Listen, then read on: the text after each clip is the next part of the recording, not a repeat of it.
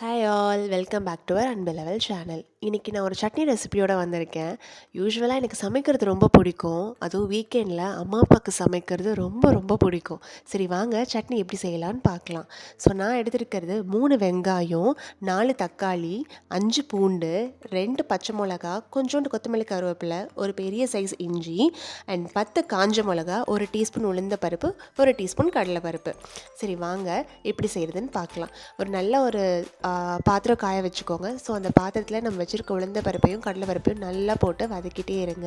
And அதோட நம்ம வச்சுருக்க 10 காஞ்ச மிளகாவையும் போட்டு நல்லா வதக்கிட்டே இருங்க. அண்ட் நம்ம கூட இருக்க ஒரு கொத்து கருவேப்பிலையும் போட்டு நல்லா வதக்கிட்டே இருங்க. அதோடு சேர்த்து ஒரு புளியும் சின்ன சைஸ் புளி அதையும் எடுத்து போட்டு வதக்குங்க.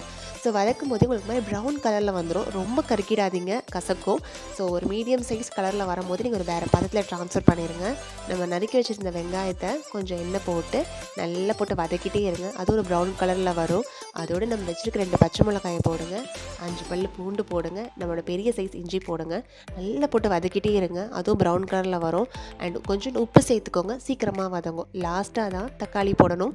தக்காளி நல்லா வதங்கிட்டே இருக்கும் போது நம்மளுக்கே தெரியும் அது மாதிரி பேஸ்ட் கன்சிஸ்டன்சியில் வரும். அது வந்தக்கப்புறம் நம்ம தனியாக வறுத்து வச்சுருந்தோம் இல்லையா பருப்பு, அதை தூக்கி அந்த சட்னிலேயே லைக் அந்த தக்காளி வெங்காயத்தோடையே சேர்த்து போட்டுருங்க. நல்லா ஆறினதும் நம்ம என்ன பண்ணலான்னா ஜாரில் அது எல்லாத்தையுமே ட்ரான்ஸ்ஃபர் பண்ணிடுங்க. ட்ரான்ஸ்ஃபர் பண்ணிவிட்டு எனக்கு யூஸ்வலாக கொத்தமல்லியோட டேஸ்ட் ரொம்ப பிடிக்கும். எனக்கு மட்டும் இல்லை, எங்கள் அப்பாவுக்கும் ரொம்ப பிடிக்கும். ஸோ நான் எப்பவுமே அரைக்கும் போது கொத்தமல்லி வதக்கும் போதும் கொஞ்சம் கொத்தமல்லி ஆட் பண்ணுவேன். அண்ட் அரைக்கும் போதும் அப்படியே ஆட் பண்ணுவேன். ஒரு சைடு இட்லியும் வேக வச்சாச்சு. எங்கள் வீட்டில் 2 அடுக்கு இட்லி, அதில் 10 இட்லி இருக்கும். நைட்டு டின்னருக்கு நான் தான் இந்த வாட்டி ரெடி பண்ணணும் அப்படின்னு ட்ரை பண்ணியிருக்கேன். யூஸ்வலாக இட்லி நான் ஊற்றுவேன், ஆனால் அம்மா தான் எடுப்பாங்க. இந்த வாட்டி நானே எடுக்கலாம் அப்படின்னு ட்ரை பண்ணிட்டேன்.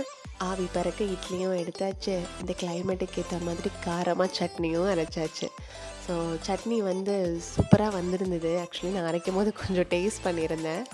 ஸோ அப்பாவுக்கு எப்படி இருக்குது, அப்பாவோட ரியாக்ஷன் என்ன அப்படின்றத இந்த வீடியோவில் நான் உங்களுக்கு வீடியோவில் பார்த்து தெரிஞ்சுக்கோங்க. சட்னியோட பேரை கார சட்னின்னு வச்சுக்கலாம். Okay, super. இந்த சட்னி சூப்பராக இருக்குது. இதோட இதை சாப்பிட்டு டேஸ்ட் பண்ணி எங்களுக்கு சொல்லுவேன். ஆமாம்.